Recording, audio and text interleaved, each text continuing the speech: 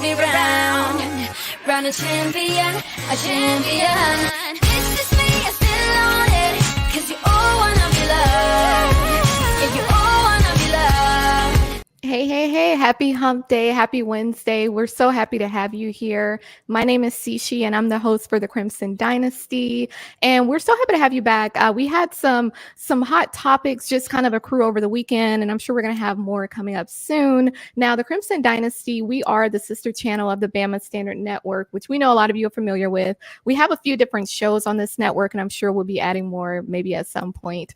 However, we definitely are happy to have you here. We see a lot of the same names throughout the live chat, and so we're definitely appreciative of that. And then we also see a lot of new people coming in, and of course fans of other schools, whether they're Alabama haters, Alabama secret admirers, which we believe they are. So we definitely want to welcome y'all here too. Be sure to go ahead and hit that like and subscribe button and hit that notification bell so you don't miss any videos. Now, before we get started, I definitely want to give a shout out to our sponsor, Workspace Solutions. So if your business needs a full-fledged marketing team or just to enhance your digital presence at an affordable price, be sure to visit workspacepros.com. We have their website listed below in the banner, and contact them directly. And if by chance you do happen to purchase something from them, let them know that we sent you over. I'm sure they would appreciate that. So like I mentioned, this is a Crimson Dynasty, and we have the two best co-hosts in the nation. Couldn't ask for anyone else. And honestly, when I first started this show, it was just me, and I knew that I was going to need to add more people at some point, but you definitely want to have the right people. And so that's it's always important. I definitely think that we do have the right co-hosts. So I'm excited. So we'll see the introduction change too, to make sure that we include them as well, because that's only right. But I definitely want to go ahead and introduce Dan James the Fourth. I'll start with you, Dan. So a lot of you are already familiar with him. He is one of the hosts for the Final Whistle, which is another show of the Bama Standard Network that comes on every Tuesday night. He's the lead recruiting analyst for that show and pretty much for all the shows. So definitely, if you have questions regarding any new recruits or any, chatter that we're hearing about guys visiting Tuscaloosa, feel free to, shoot those questions over. And Dan and Hannah, they pay attention to the chat as well. So if you have any, specific questions, we'll try to pin them and make sure we get them answered. And then we also have the one and only Hannah Stevens. She gonna read you your rights. She gonna read you your left. She gonna let you know.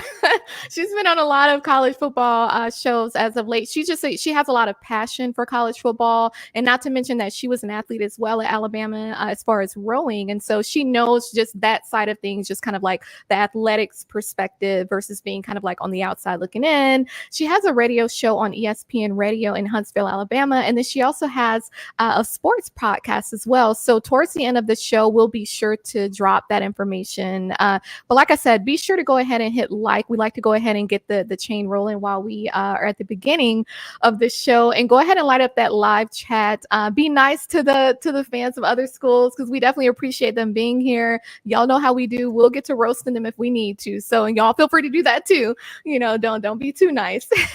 But I definitely wanted to kick things off first to talk about just the Alabama players that in terms of football, and we're already getting started. So let's just see who this is. He's always here bright and early. So Chris Williams, I have pictures and DMS, whatever that is, of Hannah and Dan wearing Auburn t-shirts and screaming worry. You know what?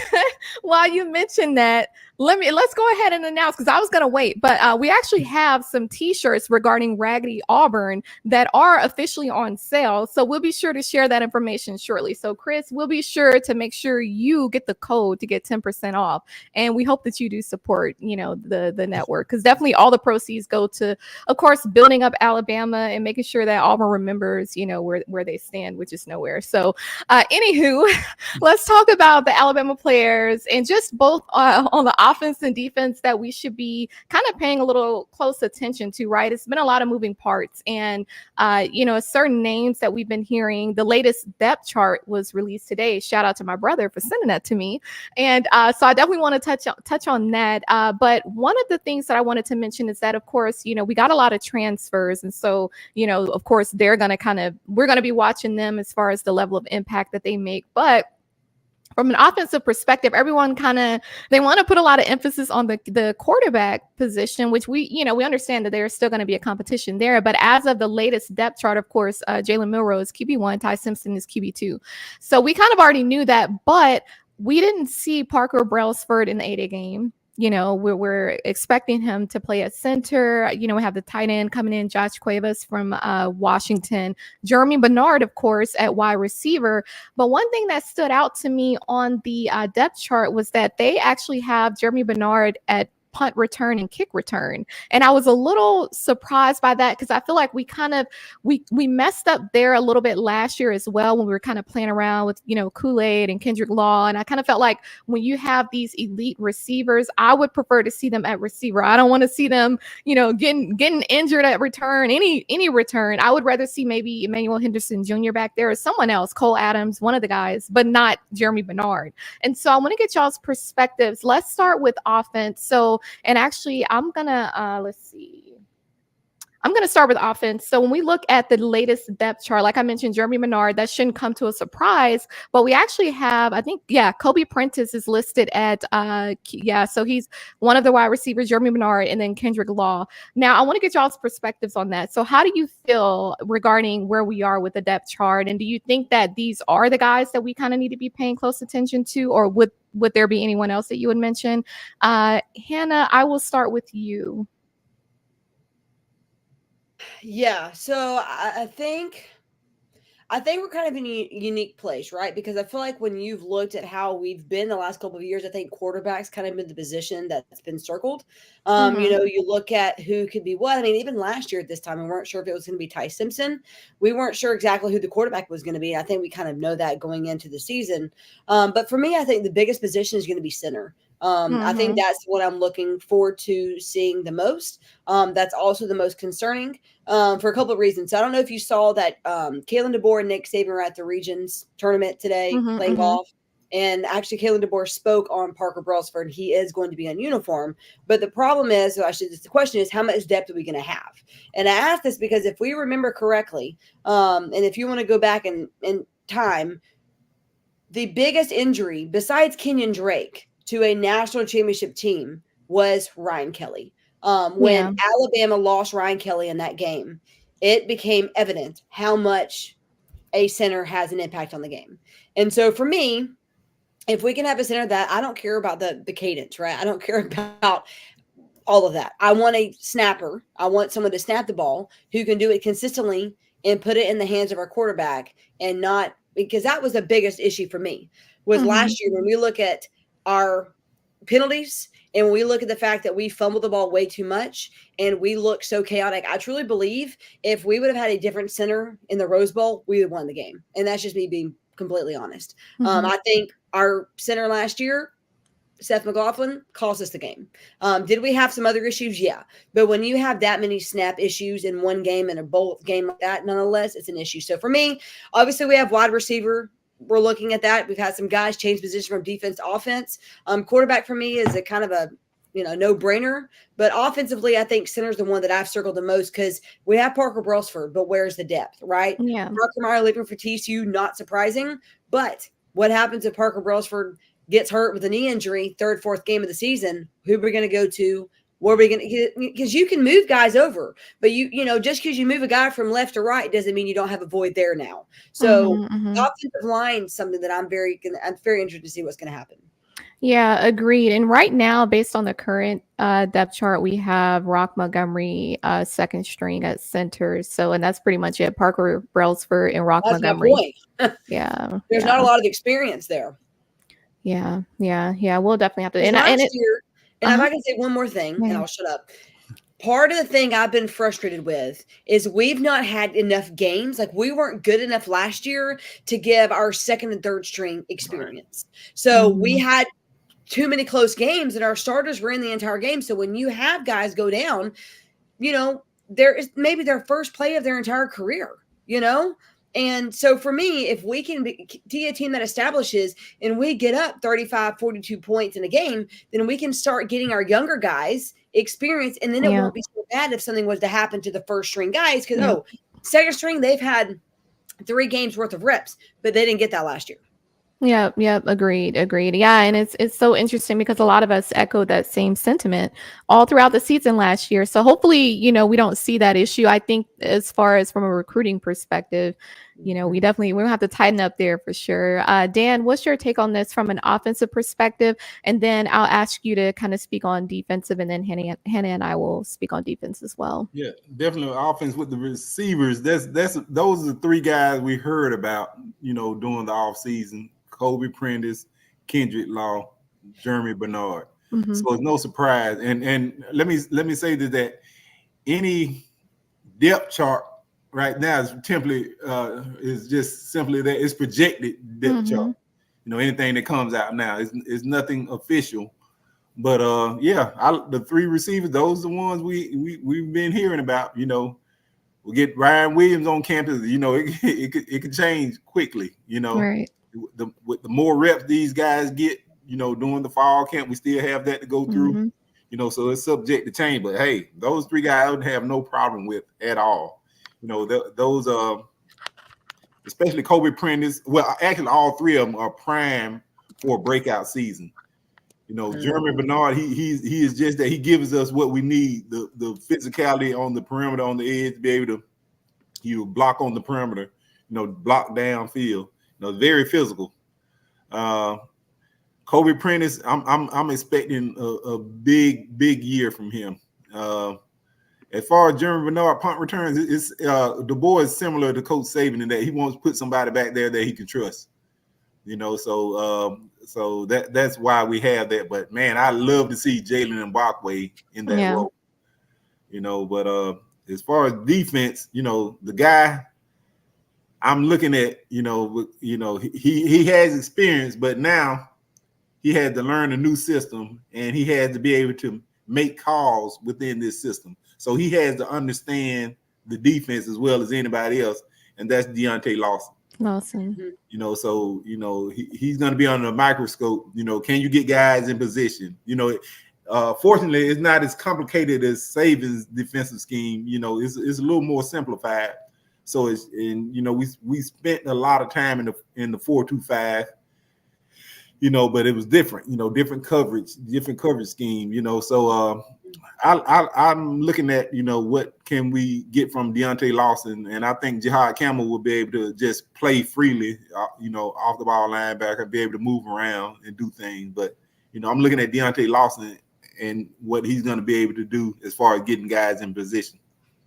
Agreed. And I would say the same. And then also a lot of the freshmen that are coming in, Xavier Brown, all those guys, like you mentioned, Jalen Milroe. I do see a comment from Bob Rutherford. I agree that snaps are bad last year and 8A, but I'll be glad when we finish dogging Seth all the time. We know I say this in the nicest way possible with a heart emoji. Hannah, I think you had Yeah, I want to make clear, I'm not dogging him, but I think we saw our team last year lacked discipline and accountability. And I think when you look at teams historically that have won national championships at Alabama, I mean, one of the most, I think, viewed moments in college football was when H. McCarron and Barrett Jones were losing their mind at each other because they weren't perfecting anything, right? They were having a bad moment. So for me, I'm not dogging him, but also couple of things. When you come to Alabama, you're expected to be the best. You're expected to be a national championship caliber player.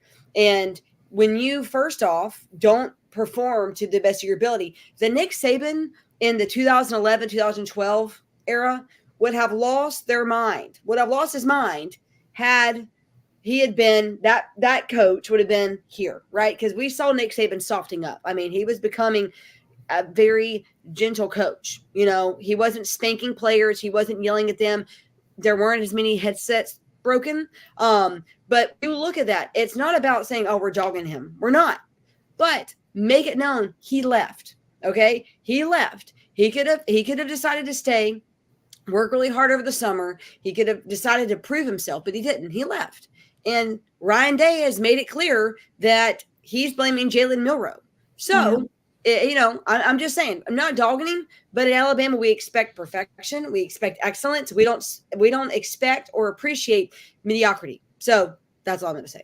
Well, and that falls, and we talk about the Bama standard all the time, right? I mean, a part of that is accountability. And I just think that, at this point, it's beyond dogging somebody out. And we're not really here to protect Seth, to be honest. I mean, he left and, Ryan Day said what he had to say, and no one really cared about what he had to say either. But, we have to call it for what it is. And I think, all of us who watched the game, we saw what we saw, and that's the worst place in a playoff game to make those. I mean, because at that point you're lacking discipline, it's something going on, and it's to the point where you're overly exposed, especially against a team that was literally under investigation at that time for stealing plays and all that. So it's just like that's literally the worst possible scenario to be in, where you're making those types of mental errors.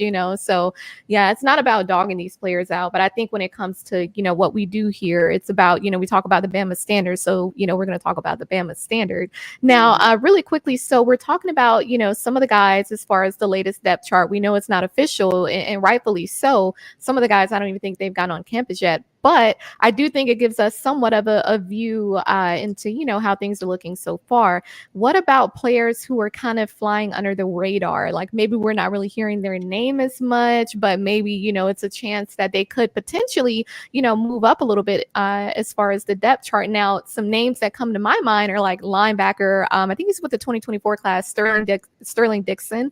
And then, of course, Red Morgan. That's a guy. I think Red is going to be one of those true freshmen that, he's going to make an early impact, but he's going to be one of the ones that you can kind of move him around and kind of fit the scheme. Like I feel like he has the heart of the type of person who he just wants to get out there and get the job done, and he really doesn't care like what position he plays. He just wants to get out there. But I don't think it just stops with him. Honestly, it's something special about this class of guys, this freshman class, and it makes me think of like that 2008 and 2009 and a few other classes where almost the entire class was just some straight dogs. It doesn't stop at the 2024 class, even 2025. So are there any guys that y'all would say are kind of, maybe going to be flying under the radar until we get to fall camp, and we may be pleasantly surprised? And I'll start with you, Hannah, on this one.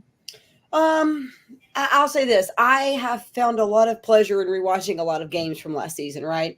Because I think it's so important when you can kind of look back and kind of see what maybe we missed, right? Kind of see like, oh, maybe this guy had an issue. And I think for me, Justice Haynes is going to be a guy who I'm excited to watch, because he has that go get him mentality. I don't know if you've been kind of watching what he was doing in the off season, but he kind of has that Derrick Henry come at me, bro attitude. And I love it. I'm here for it.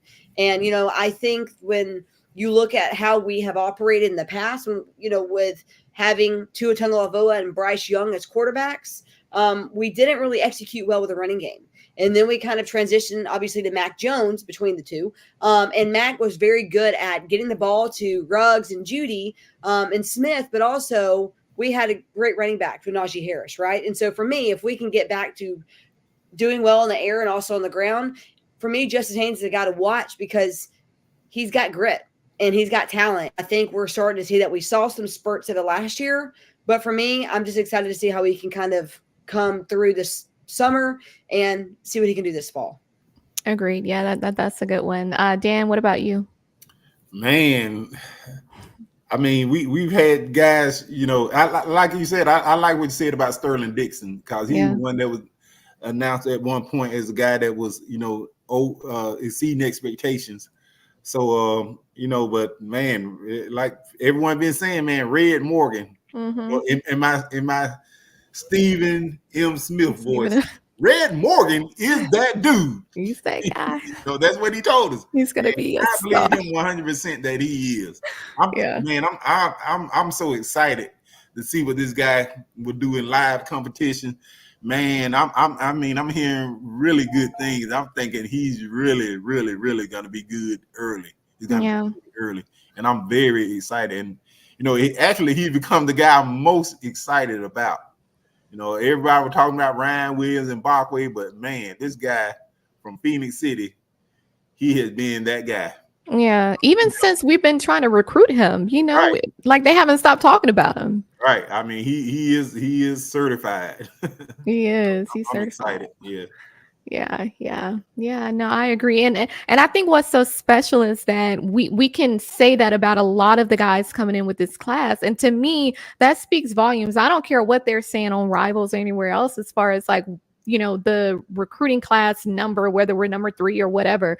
I could care less about that because at the end of the day, this class is something special and exactly what we needed to happen as far as certain guys leaving and making room for them. That's what we needed. We had the Peyton Wood years. Now, I was excited about seeing him play, but then, of course, he's going to Oregon, which is, it's whatever. I would have liked to have seen him stay and compete, but whoever needs to be here is who's going to be here. Now, I definitely wanted to. Of course, we're talking about football. We're talking about fall camp.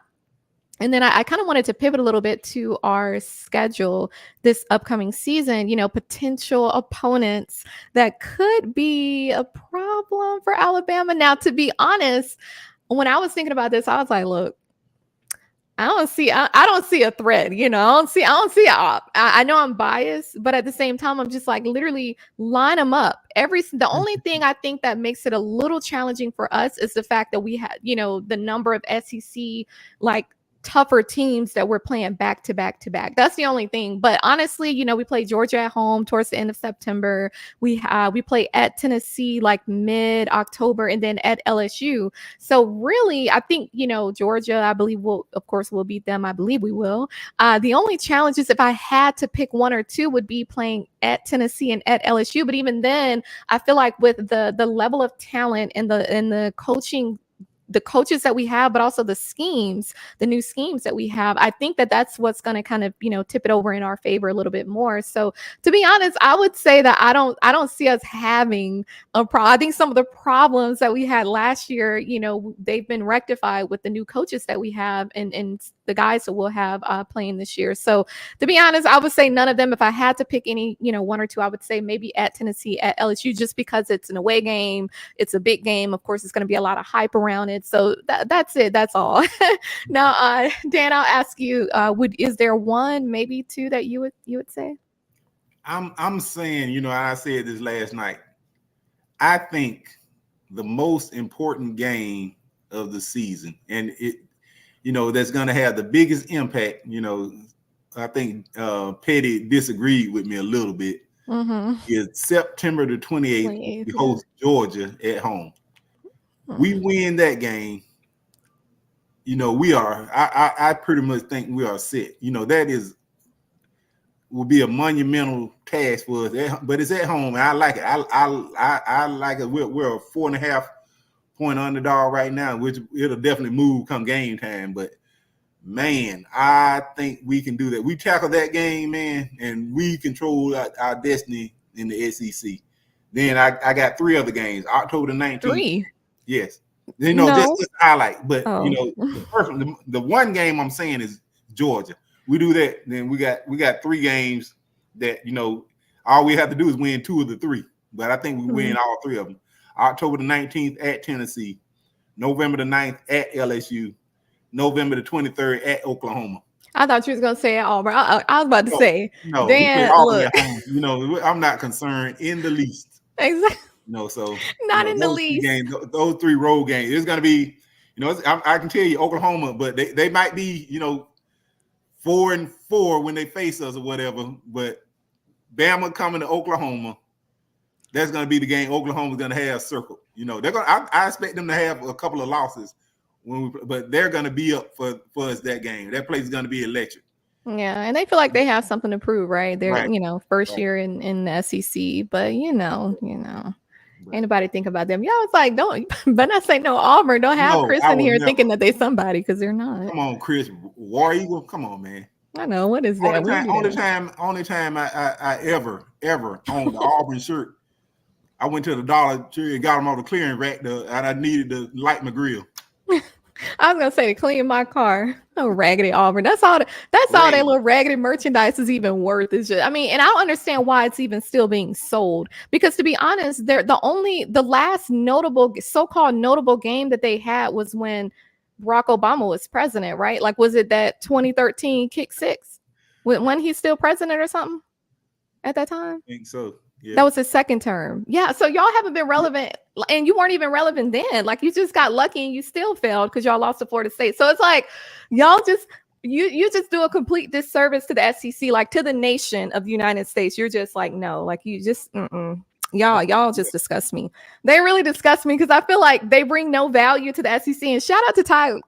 Thank you, Ty. Shout out to you for the super chat. You always showing love. They bring no value to the SEC, and I stand on that. Like it's like they say, the loudest one in the room is the weakest one in the room. And they walk around loud and proud with their little raggedy merchandise on as if they're even a part of the conversation. Like, you weren't even invited. Like, what do you mean? Like, we're just playing you because you're in the same conference and you are in the same division. Like, it's not that you qualified to even play on our level, sir. Like, absolutely not. So, Hannah, I'll hand it off to you. Based on our upcoming schedule, are there any games that you think could be a potential problem for Alabama? Yeah, I'm going to have to disagree with both of y'all. I am worried about Auburn. And I'll say this. It's not that they're a good team. It's that if we do what we can do, win out the entire SEC, Auburn's going to play their heart out, and they always do. And not in Bryant-Denny. Do what?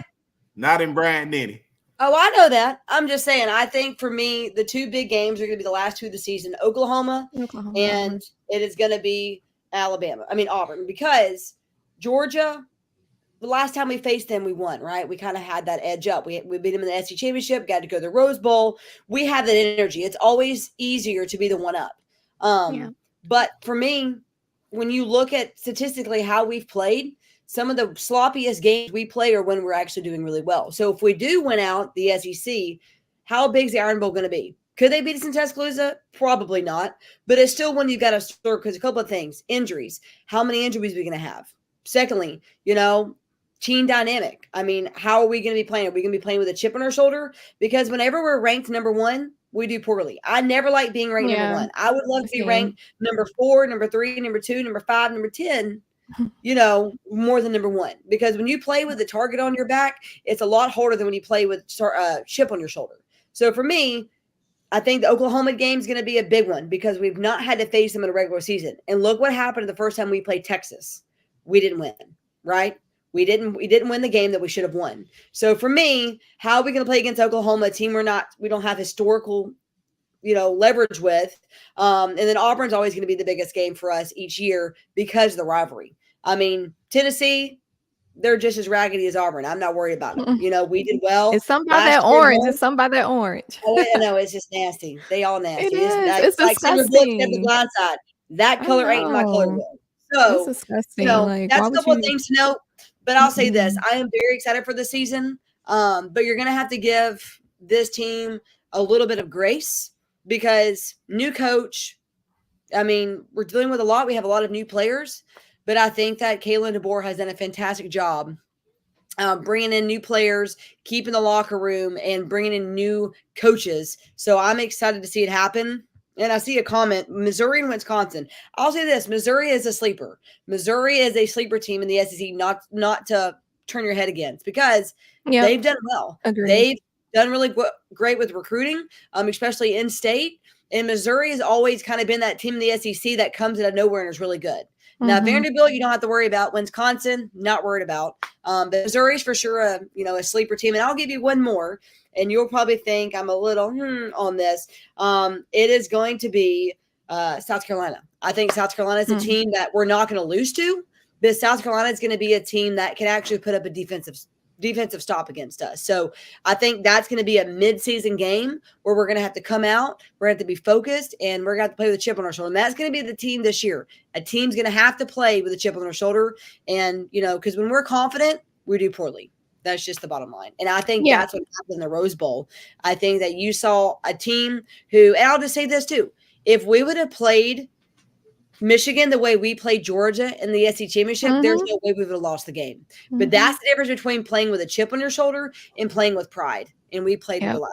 It's always the pride that gets in the way. Yeah, and one thing that you mentioned too, just being ranked number one. I've never but you know what though? What I've seen over the last few years is that this raggedy and the playoff committee is raggedy too. This raggedy playoff committee, they never show us grace when it comes to that either. They make us work for it, right? I mean, there's a very good chance that it doesn't matter what we're looking like coming into the season. They'll probably have us at like 3 or 4, maybe 5, and that's okay, because I think I have a lot of expectations for Alabama, to be honest. I mean, I'm going to have grace for them, but I have a lot of expectations for them as well. I see Justin, did you have something too? Yeah, I got to voice Missouri as well. They're probably one of the most experienced teams in SEC, and they're bringing back probably one of the most experienced quarterbacks.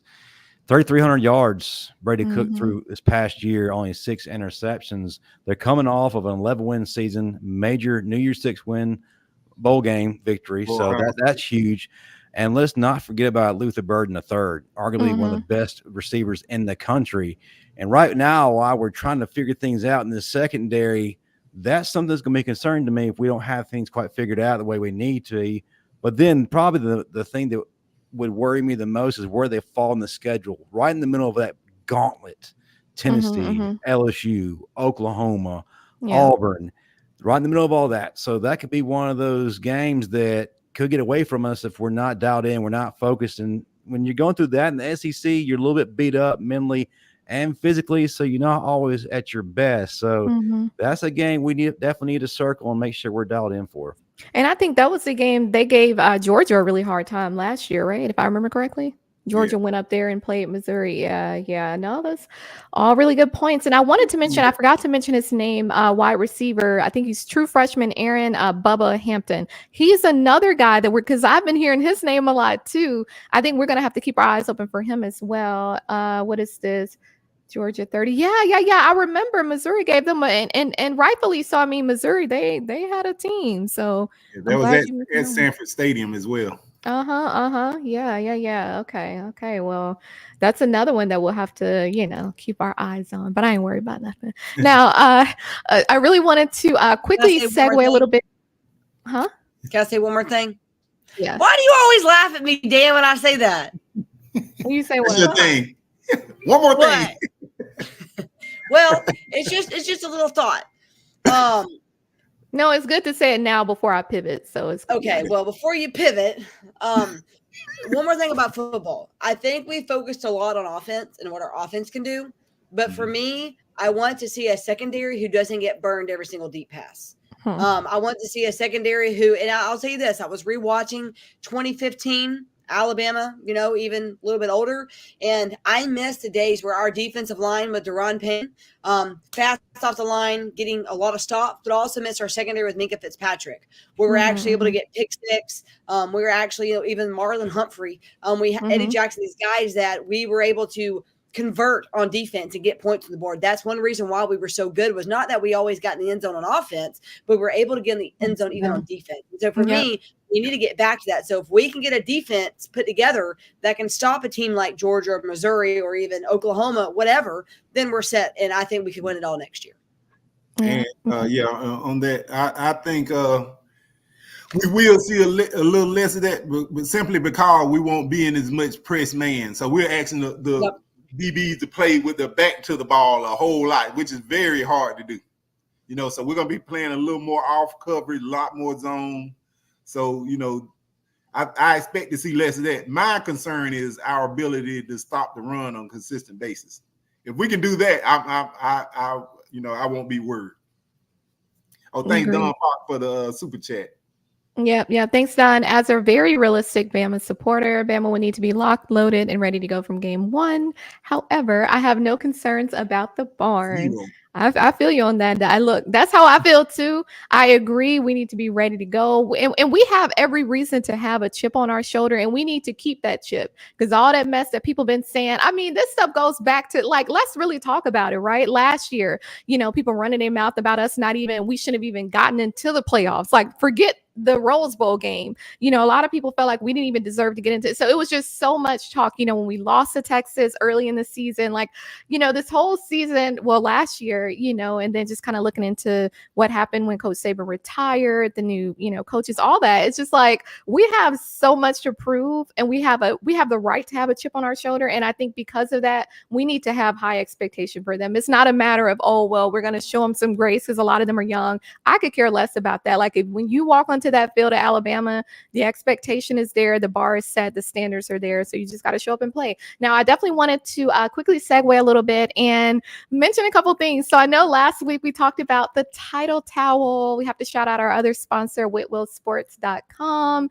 We kind of dubbed a different name for the raggedy rags, for those Auburn fans. Because see, what we decided to do collectively is purchase a bunch of the title towels and ship them down to Auburn, and just kind of give them something to just bring some, I don't know, like life in the city of Auburn, because they have no other reason to have any life, So be sure to visit whitwillsports.com and use the promo code standard to order yours today. And we mentioned last week that we're going to have some t-shirts, and we definitely got them. I don't know if we'll be able to share the link, but we do have some t-shirts. I think y'all are going to love the slogans. They're really trendy. We kind of had, Chris in mind when we made them. So, we hope that you do support it. Get your little raggedy Auburn family and friends and get them to buy it too. Because honestly, the best time to wear it, y'all mentioned the little so-called Iron Bowl. To me, I don't see that as that ain't no rivalry. Like, they just so happen to be in the same state. But that would be the best time to wear those shirts. So we're going to have to drop that link some kind of way. I'm going to see if we can get it in there. And we have a promo code set for that too. I want y'all to go and check out, some of the slogans. I think y'all like them. Now, next thing that we wanted to kind of talk about too, because, it's still been kind of like some movements in the portal, discussions about who Alabama is going to be getting. So we know as of last week, Peyton Whittier, and then Linda in the building. Chris, I don't want you. I don't want you either. What I do want is for you to buy one of those raggedy t-shirts. Okay. Let me see what that chat looking like. We'll have to I think Justin dropped the link. Y'all make sure y'all go and buy it. And if y'all think of other slogans that you want to see, let us know, because we going in. But of course, it can't be over the top. It still has to be somewhat respectful. Not saying that we respect them, but we can't let it go too far. So but just let us know if you want us to drop anything in specific. Now, we mentioned Tony Mitchell and Peyton Whittier. We did have a few visits this past weekend that are worth mentioning. So we had a safety from Penn State who came and visited Tuscaloosa. His name is King Buck, I think, King Back, something like that. But he's a safety from Penn State. Now, that one was a little questionable. I have a little question mark there. I don't know if maybe he can play at corner as well. Maybe that was, a little bit more strategic, but we have a few upcoming visits, and I wanted to mention it to both of y'all to just, kind of see what y'all are thinking in regards to this. So there's a cornerback from Indiana who's going to be visiting, I believe, sometime this month, Kobe Minor. So he would be coming in, I think, with this class, but then we have two for 2025, offensive tackle Ty Haywood at the end of this month, and then 2025, he's a 5-star wide receiver, actually, Caleb Cunningham in June. So really quickly, we talked about at the beginning of this show where we have, I guess, like the biggest needs. So like offensively, we talked about center and the O-line, but then defensively, we were kind of looking at the cornerbacks, not really safety, but more so cornerbacks. So I want to know from your perspective, last week we got the guy, I believe Cameron, who can play safety and corner, but then we have the latest visits. What do y'all think about this? Do you feel like this Penn State guy, potentially could he play at corner, or, maybe this upcoming guy, Kobe Minor, how do y'all feel about this? And I will start with you, Dan, on this one. King Matt, I think he's going to be strictly. They say position versatility, but man, I don't know. After Coach Saban, man, I'm terrified. Of sub 6 foot corners. You know what I'm saying? So yeah, safety. I look at him more as a safety. Which is not much better, but I like him. He played at St. Thomas Aquinas, which is a football factory. Yeah. And played at Penn State. I think he had 3 years of eligibility left. So, I think we're in the driver's seat with him. I like his versatility, but mainly at safety.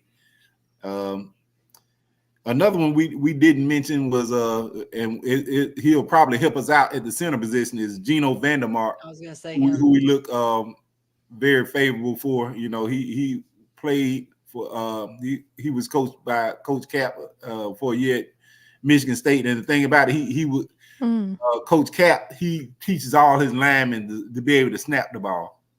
So, you know, and I think he'll be very good helping us on the interior as the swing guy. Be able to, you know, relieve Brailford, Booker, Rob, you know. So I think that's an experience that we'll need within the interior. But it was Deshaun Jones. His recruitment is the transfer from Wake Forest, the corner. He's strictly a corner.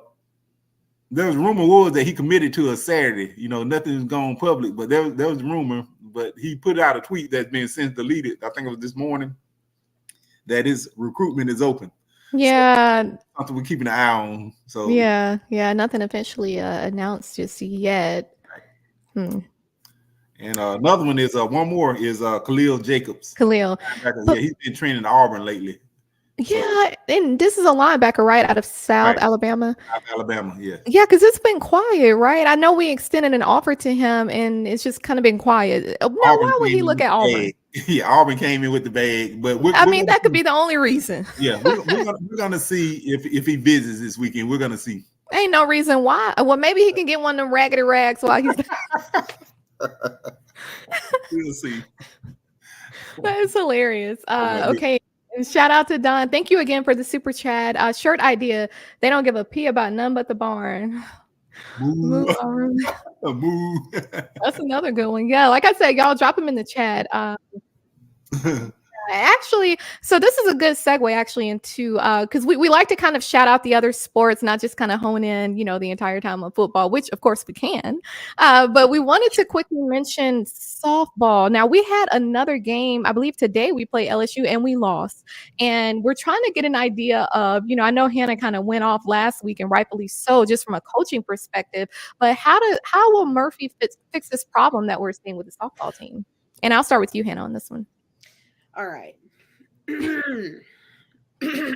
me clean my palate here. Oh, rant incoming. That's how I feel about our season. No, I'm just kidding. Heartbreaking loss against LSU today. I mean, I don't know the last time we've lost the first round of the SEC tournament. Like, and I honestly said this last week, I don't remember the last time baseball's been more exciting and better than softball.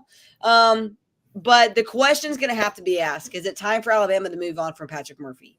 I don't know. I think maybe give him one or two more seasons. And I'll say this. There's a twofold problem. We need a hitting coach, but we also need deep hitting players. I mean, we keep getting these slap hitters. We keep getting these. I mean, and that's great. But let's just go back to 2012. It worked because you had Cassie Riley-Boscia and you had Jennifer Fitton as the two slap hitters. But then you had Amanda Locke, Courtney Connolly, Kayla Hunt, and Jackie Traina hitting them in. So if you want to get slap hitters, that's all fine and dandy, but you have to be able to get people who can hit them out of the park to get them back in. So when you have a team who is scoring 1 to 2 points a game, defense does not win game in softball. It's the only sport that defense doesn't win games. Can you win a game with a amazing catch in the 9th inning or 7th inning in softball? Absolutely. But you have to be able to hit and hit and hit. And that's why Oklahoma is so good every year, because they get power hitters. And until Patrick Murphy decides that enough's enough, because I'm telling you right now, his job is on the line. Alabama softball has continued to get worse and worse and worse. And you could take it with COVID. You could say, you know, they don't have all these players. They lost Montana Fouts. That's baloney sandwich, because Montana Fouts was not the power hitter. It is not a Montana Fouts issue. It's not even a pitching issue. We have amazing pitchers. We don't have hitters. And Jackie Traina was a hitter and a power hitter. So I am going to go down and say that Patrick Murphy's job is going to be on the chopping block if he does not get this under control. Now, I say give him 1 or 2 more seasons, because he is a historical coach. He obviously, I don't know, for some of you may not know, he actually left Alabama and then came to go to LSU, and then left LSU and came back to Alabama. So right now, the question is going to be, are we happy with being subpar, right? Every other program has moved their way up. Baseball, how many baseball coaches do they have to go to? Now, you look at what happened with Nick Saban, right? Nick Saban was a guy who never had to be replaced. He never had a slump. But Patrick Murphy has consistently been in a slump the last 3 or 4 seasons. And we've kind of said, okay, it'll be better next year. Yeah. Next year. And I think Montana Fouts was a comfort blanket for him, because she was doing so well. And Alabama was able to get away with, you know, a couple of losses here and there.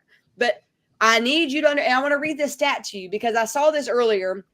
I'm in a softball group of people, right? Like to talk softball. And I was sitting there today, I was like, you know what? It's actually really good. I want to read it. In the last 10 games, Alabama has played 81 innings of softball.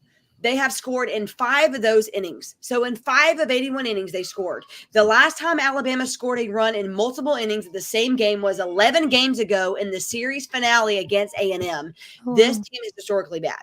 So you have to look at this team. It's not a one game. It's not a one series. This has been an issue all season where we're losing against Auburn. We're losing against LSU. We're losing against A&M, Mississippi State. All these programs that we used to would have, I don't even remember feeling anxious about playing an Auburn or a Mississippi State or a Georgia, right? You never had to worry about these series being, now we're like, could we actually lose the entire series? I mean, look, we won one game against Tennessee 1-0.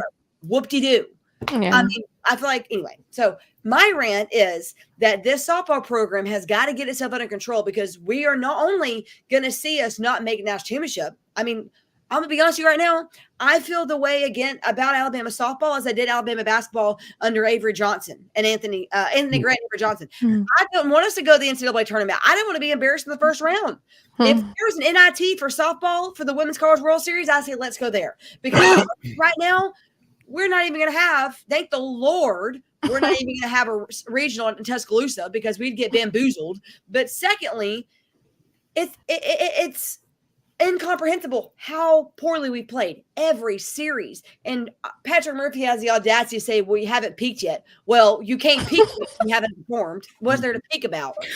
Anyway, it's like, peekaboo, where have you been all year? So anyway, that's my rant. Patrick Murphy is a hitting coach, and he's got to recruit some power hitters because also I want to say this one more thing. I'll shut up. This is going to affect recruiting down the line for Alabama. If Alabama continues down this trajectory of playing poorly and not winning big games and not winning series and not making it to the Women's College World Series and actually making it to the Final Four, then you're going to see recruits go back to the Pac-12, go to Oklahoma, maybe even go to Auburn. Well, I wouldn't want to go there, but they beat us this year. So this has got to be nipped in the bud. And if you're Greg Byrne, you have to look at it and say, are we willing to have a few more seasons of mediocrity? Or am I really going to actually put Patrick Murphy on the hot seat and say, hey, if you don't get it together and recruit some power hitters and get a hitting coach, then you're going to go. And well, y'all heard it from no, you're good. I feel a lot better. I don't know about y'all. I know Patrick Murphy don't feel better, but I do. So it is what it is. No, it is what it is. Because when we talk about the Bama standard, it's not just for football. It's across the board. Shout out to Ty. I don't know which is better, Hannah rant or Cici rant.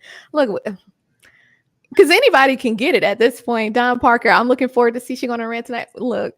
Y'all go on that rant about those t-shirts that we made. Look. Y'all always want to rant because y'all want us to talk about Raggedy Auburn.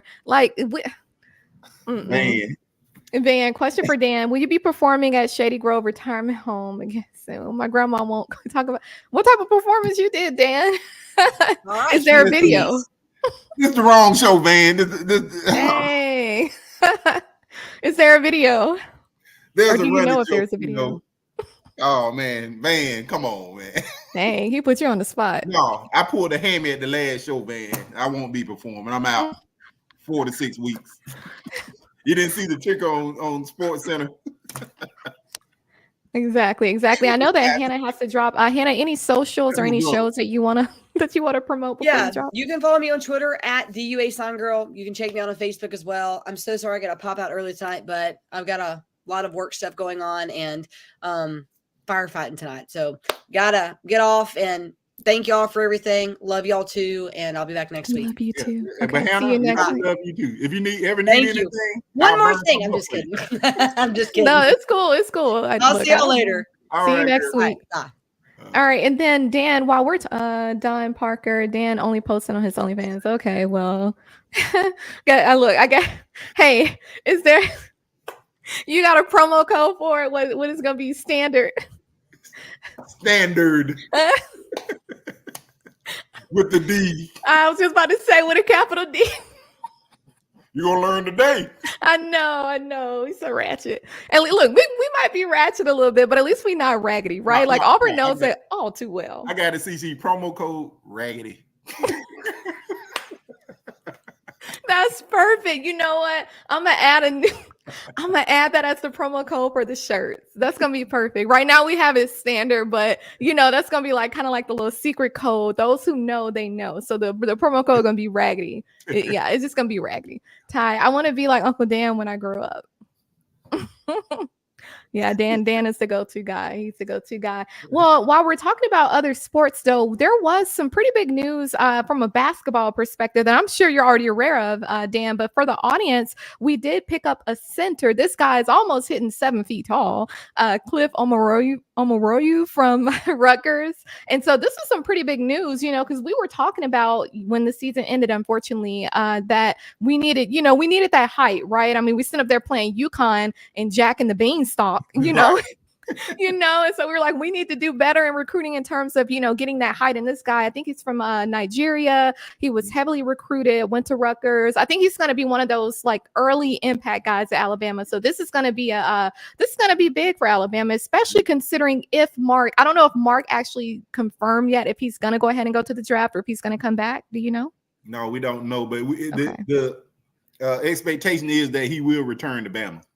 But yeah, I can tell y'all, the happiest guy on campus, I promise you, I've been in this position before too when I played, is Grant Nelson. Grant Nelson, yeah. So when you get a bigger guy that can keep the beating off of you all the time, you enjoy it. You know what I'm saying? Grant Nelson will now be able to play his more natural position, which is the stretch four. Yeah. And we're not asking him to guard the Zach Edey's, the Donovan Klingons anymore, So Janai Broom. So, I know he's loving it. And I expect him to be, be in contention for Naismith Player of the Year next year. That's the kind of season I'm expecting for Grant Nelson, simply because we finally made a move and we don't have to get him out of so many games because he's in early foul trouble. Have to guard bigger players. So I'm expecting a huge, tremendous season from Grant Nelson. Agreed.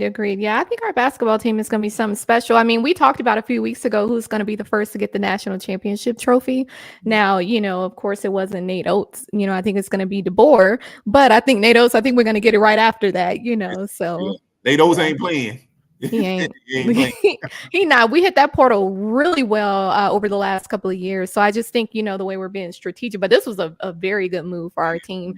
Now, I definitely wanted to, as we're coming up on time, I wanted to mention that Teague's Take we have tonight. I believe they are airing tonight, 8:15 Central Standard Time, 9:15 Eastern Standard Time. And then, of course, this Saturday, our newest show, Saturday Nights Talking Bama with JB, Josh Tucker, and Chris Beam.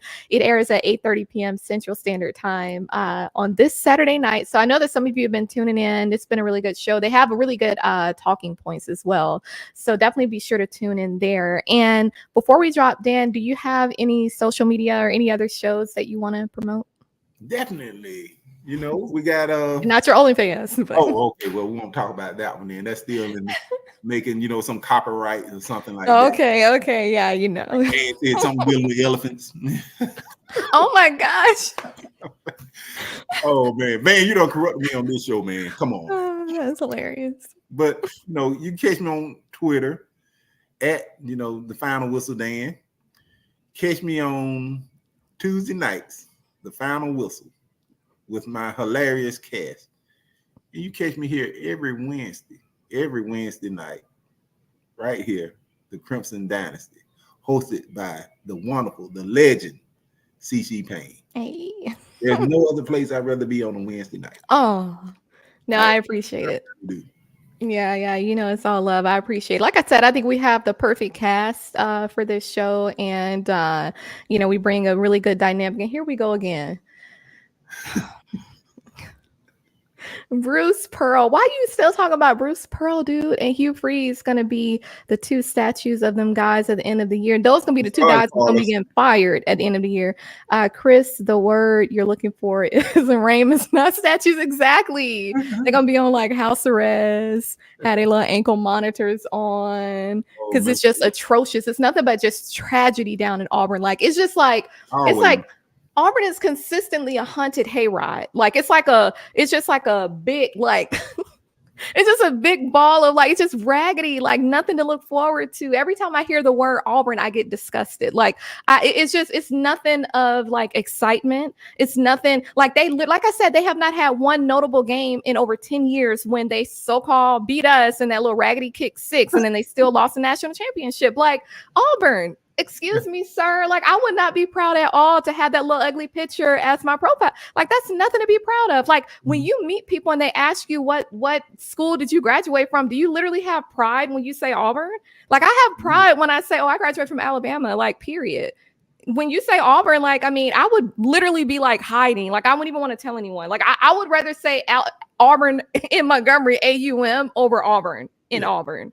Like, come on. That's why we use a script A and y'all use a plain A. Because they're playing like, I mean, and they're lucky to have that, because to be honest, they need to be banned out of the SEC. Like they bring no value to the entire conference. Like, and it's so sad. Like they need to be in their own little raggedy conference. They need to have a conference for the raggedy teams. Like it just needs to be a raggedy conference, and you need to be banned when you have multiple years of failure. Like, I just don't understand. Like, the SEC commissioner, why isn't this talked about? This needs to be brought to the table. You know, they play Oregon, they play Georgia. They're going to lose to Georgia, of course. They're going to lose to Alabama. Like, I just don't get. And then they have the nerve to talk about ticket sales.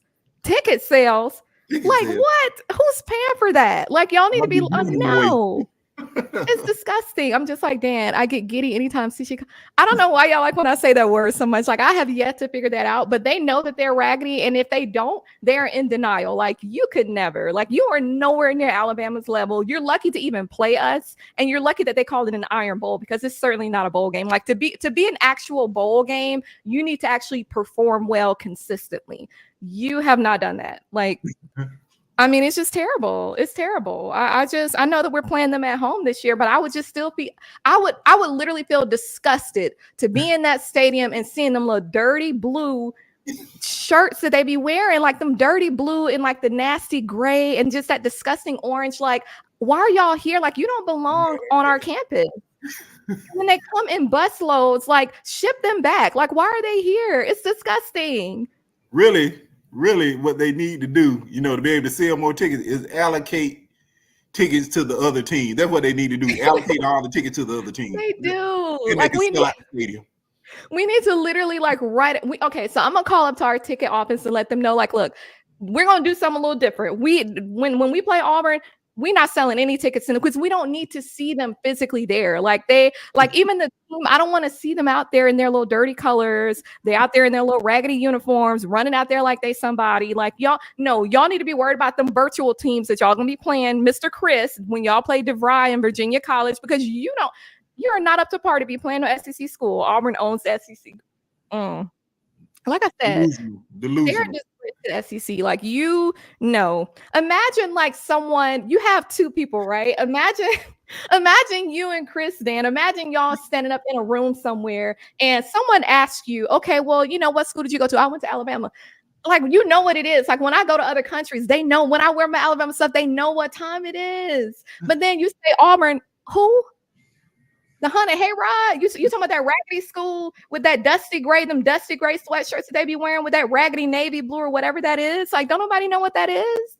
Because, you're the perfect vessel to single out and call out any and everything that is raggedy, because it is raggedy. Like, look, y'all, I know Hannah went on the raggedy hunted hayride. It is, and now we got another shirt that's coming tonight, because I can see Cici being a motivational speaker and talking to other colleges, then randomly going on Auburn. Like, they just really disgust me inside and out. Like, I literally, when we moved to Alabama, I literally had to just like deal with the fact that people said that Auburn was one of our rivals, and I could never figure out why, because I'm like, just because they're in the same state, they are still not up to par. All these years, they still have not gotten on Alabama's level, and they never could. Like, no one wants to go to Auburn. You literally have to pay someone to come there, and they still don't want to go.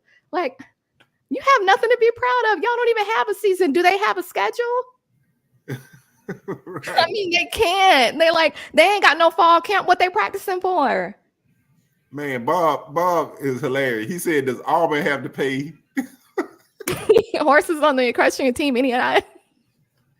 They probably do. They probably do, Bob. Goodness. Like, I mean, what you mean NIL? They ain't got no NIL collectives. What they doing? That money that money that you give as part of the NIL, that's based on performance, which means that you're actually doing something. You're actually winning. It's not basically you just showing up. That's not enough. So they shouldn't even have NIL. See, she needs to go around to different middle schools and high schools and scare those. It's so funny. No, it's crazy because I used to do that. I used to go to different schools, Clark, different schools and talk. But I used to talk about STEM. That's pretty much it. But now I appreciate that, Moonrocker, because you've given me some ideas. Because I don't think that people should go up and aspire to be raggedy. Like, I think that, Auburn has sold a dream to young kids to make them think that just being mediocre, barely winning anything, it's just skating by. Oh, it's just good enough to say that you're a part of the SEC. No, sir, because you don't even belong. Like, we just need to uproot this raggedation that's it's like a seed that's been planted and it's been growing, and we got to cut it at the root. Like, I'm so tired of them. Like, every single year, like every time we get to November, like, oh my God, I can't even enjoy Thanksgiving because you got these big mouth Auburn fans that think they're going to do something. Like, even if you happen to beat us, you would still be raggedy because that's who you are. You know what I mean? Like, you can't get away from that. I'm just disgusted by them. Like, they shouldn't have a season. They shouldn't have a schedule because they're going to lose. So it's like, what's the point? Like, what's the point in dressing out? You're going to lose at home. You're going to lose on the road. People are going to hit the portal again. Like, it makes no sense. It makes no sense. Right. So that's what I had to say. I know Chris still running his big mouth. He's always the first one, Linda, other than the game against us, Auburn would not be televised. The PBS station is the only station. Exactly. Right. And I think that little raggedy scrimmage game. Exactly. And I don't think their scrimmage game was televised either, right? No, not at all. Right. They weren't even like streamed live on YouTube either, right? It was only two teams in the SEC. And one was Vandy and the other one was Auburn. No one cares. ESPN said, no way we're televising this. No way. Exactly. Like, for what? For what reason? They ain't gonna do nothing. Don Parker, now we all know why I call them Auburn, the raggedy hunted hayride. I don't know where I got that from, but I just literally thought about just like how like eerie and just gross the hunted hayrides typically are. And it's just so spooky and just disgusting. And I'm like, that describes Auburn perfectly. I couldn't picture anyone else besides Auburn fitting into that. And keep Hugh Freeze away from them horses. Exactly. Over there tranquilizing. They probably tranquilize. Serious question. Does anyone know the Auburn fight song? I mean, really? They ain't fight. I mean, for real. I mean, what's the mascot? Is it an eagle or is it a tiger? What is it? That's a good question. Come on. Chris, do you know? Since you got so much to say, can you let us know? You're running your mouth. Is y'all's mascot an eagle or like is it a tiger? Like, roar. What is it? He don't even know. It's just so gross. It's gross on so many levels. Like, I don't know. And he's quiet now because he don't know either. He probably looking it up on Google. It's like, y'all call yourselves Auburn Tigers, but then you say War Eagle. Like, where did that come from? Huh? What war are you going to, sir? Too many Tigers in the SEC, so they have to say War Eagle. We're the one that's the Eagle too. Right, exactly. Chris is the spy, y'all. I told you I don't know what it is with that person. I don't know if somebody sent him. When I found out my cousin was having a boy, I immediately bought him an elephant plushie. We have to raise these kids. See, and that look, and it say that in the Bible, right? Raise a child the way they should go. Exactly. 334. Look, represent. Shout out to 334. Nah, seriously, you have to train them early on. I don't know what happened to you, Chris, and I'm sorry that whatever you went through to where you became an Auburn fan, I know that's a lot of trauma, and I hope you were able to kind of work through that. There is help. We'll try to get a sponsorship from maybe BetterHelp or someone, but there is help available, from those, traumatic experiences, and so I think I'm done with my rant. Huh? Greenleaf. That's helpful. Greenleaf. Yeah, exactly. I was still waiting to see if he was going to answer my question, but he doing a bunch of talking and ain't saying nothing. So, I don't think he knows what their mascot is. They don't need to have a mascot, to be honest, but, I would think that he would know, so maybe that's another shirt. No one cares. No one cares. Yeah, the best thing they have is what the kick six. I mean, come on, man. That's what I said. I think Obama was still president when that happened. Like, literally, the only thing that you can brag about is something that happened like what, over 10 years ago. I mean, known as the kick six. That's forever be in their history. And we need to reach out to the SEC network because they've been raggedy too. Because my thing is, if y'all going to keep showing that during Iron Bowl week, leading up to the game and during the commercials, show what happened after that, right? Right. When they turned around and they lost in a few weeks later, they lost to Florida State. You know, so it's like there is literally no reason to show that because the outcome was failure. You know, so it's like I don't know. War crab legs. There you go. Exactly. Yeah, I see Donna saying the hunted hayrod. Yeah. So we'll have to get that on there too. No one celebrates toilet culture. Raggedy, just raggedy. Yeah, that's our fight song. Raggedy. Yeah. We'll have to get a beat. I'll ask somebody to make a beat, and you know we'll come up with a little fight song for y'all. We know they ain't got one. They don't have a reason to. So you know. No need. He's talking about where we have an elephant. What? Look, bro, until you on here every time we go live, until you can confirm to us which one is your mascot, sir, you should be quiet. Just watch and learn because because that in itself is raggedy because you up here supporting the team and you don't even know what y'all's mascot is. I mean, like I said, that whole everything about them, even the fan base, it doesn't make sense. Can I propose a contest? Yeah. Anybody in this chat on any show, if you can find the whereabouts and the identity of one Chris Williams and get him on this show, we'll give you a free raggedy t-shirt. How about that? There you go. Sound like a plan. Yeah, y'all go to work then. Yeah, I mean, Chris, we would love to have. As a matter of fact, we're gonna start having some of y'all come on. We definitely want to start having some of the supporters come on. Chris, we want to have you on too because you got a lot to say in the comments, but I don't know if you would be saying all that if you were live. So you know, whenever you're ready, I believe Justin dropped his email earlier. So scroll in the chat and find his email whenever you want to. You know, we'll put you on the spot, but whenever you're ready to really talk facts, then you know you can definitely join us one way. You're gonna be here anyway, so. You know, Chris cries every time he types. Exactly. Hey, that's why he be having those long pauses in between his responses because he just got to jump up from the computer, just cursing, just going off. Man, I know we ain't about nothing, but I'm going to still argue behind the computer screen. He ain't got nothing else to say. Talking about he's sitting up here ready to go to Kroger. We don't care. If you go into Kroger, ask them for, don't they sell t-shirts there? Yes. I think. Hey, I think some Kroger locations have t-shirts. So you're trying to get that 10 for 10. Exactly. He gonna try to get some He gonna try to get some t-shirts made, dude. Come on. Make sure go to Kroger, go ahead and get them t-shirts on sale. Oh Get man. your t-shirts made.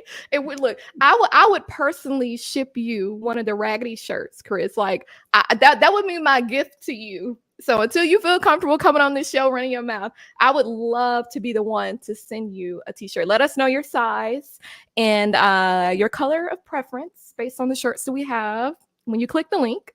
And we'll have some more going up because we've been thinking about some other ones to add too. So, all right. Well, I think that's the end of our rant. Any more that you have to say, Dan? No, I'm this Chris Williams, man. I'm impressed. Man. He can come in here and take this beat from Linda and everybody else, man. You better man than me with that. Yeah, Linda, she'll be playing.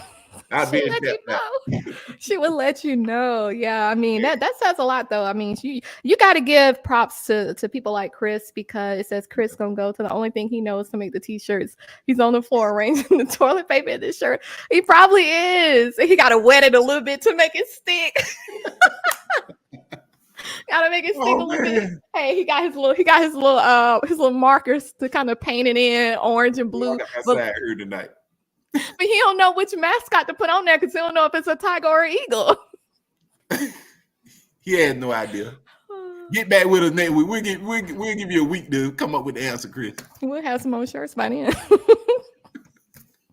All right, make sure you get some matching socks too from Kroger, you know, just to spice up that. I ain't gonna do a whole lot with an Auburn outfit, but you know, just got to spice it up just a little bit. No fight song, no mascot, no tradition. No fall camp. No schedule. No televised spring game, man. It's just raggedy. It's like, how are you all like? It's one thing to have one dynamic of yourself that's possibly raggedy that needs to be worked on, but you can't be raggedy through and through. Like everything about that's what I'm saying. Like Auburn, the city, the school, everything about them is raggedy. It's terrible. It's so terrible. And it's like, y'all have nothing to brag about. You're the first ones out here in these ugly gray sweatshirts with this big nasty Auburn on your sweat. But then it's like, what are you proud of? Like, I'm literally trying to figure out, what are they proud of? I'll give them this. They thought they were a basketball school. Then we go get NATO. We go get NATO's. You know what I'm saying? So I mean, man, come on, man. Auburn, exactly. You know, we have Charles Barkley on TV saying "Roll Tide." You know, live TV. I got to cut, man. It does, and you know what? He'll probably buy one of those shirts too. Man. So your basketball team loses to Yale. Your baseball team loses to Alabama State. I mean, football team loses to New Mexico State. I mean, come on, man. Raggedy, the whole program. Throw the whole program away. The whole athletic program. I hope y'all can't sleep tonight. I bet we're gonna sleep with these W's. And you're gonna be sleeping raggedy. You a raggedy night then, Chris, with your attitude. We don't care about you being bad because you raggedy. It ain't our fault. Anyway, I think we can wrap it up now, Dan. You know, I knew that rant was coming, and the more and more I saw his comments, I'm like, look, he's still delusional. Yeah.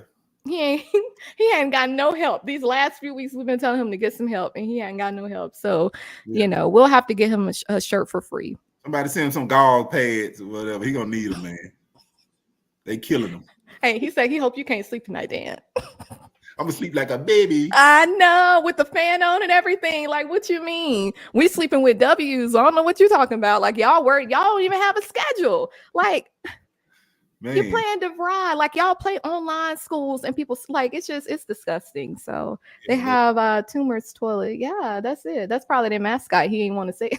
Yeah, they're literally telling recruits now that football is just not that important there. They're telling, right. Hey, that's what they're saying when they go in the recruiting business. Well, you know, we want to put more emphasis on academics, and you know, we want the students. You know? Exactly, because you're still failing when it comes to that. So it's just like they're not even selling the program anymore because the guys they have don't want to be there, so they transferring out. You know, like they can't even get recruits to want to come and visit. Hey, hold on now. Chris did give us a bit of information. Crow got them Pop Tarts. Wait, yeah, let me hurry and get on off this ass. I'm gonna give you some of them Pop Tarts. I wonder if it's next to the aisle with the t-shirts. Yeah. Oh man. That's probably how he know he was looking for the t-shirts. All right. Well, no, this was hilarious. Welcome to Jordan. Yeah, welcome to Jordan here. Deshaun Jones just committed to Bama. All right, then. Well, hey, there's the answer. Yeah. See, that's what we're saying. Like Chris doing all that. That's what I'm saying. All they do is run their mouth, but they have nothing to show for it because the guys want to come to Alabama, and rightfully so. But that's something else for you to be kind of dwelling on tonight, Chris, when you go to sleep. It's just the fact that, you know, another one, basically, Deshaun Jones. So yeah, add that to the list. This has been fun. I think you already mentioned your socials. Mine is Instagram at beauty_of_intelligence. Justin's already dropped the link for the he's saying Angel Soft NIL deals. Justin has already dropped the link for the t-shirts. We're gonna have more t-shirts and maybe some other apparel, and maybe we'll have something specific for Auburn. We'll see. But we hope that you all have a great evening. We know that you know, the Raggedy Hunted Hayride folks are going to be here next week. So Chris, we always tell you to bring your little Raggedy friends that also support Auburn. We'd love to have them on. Maybe they'll know what your mascot is because you don't. But we hope that y'all enjoy this show, and be back next week, same time, same place, and roll tide, roll. Oh, tide. Blitz, Bama, blitz.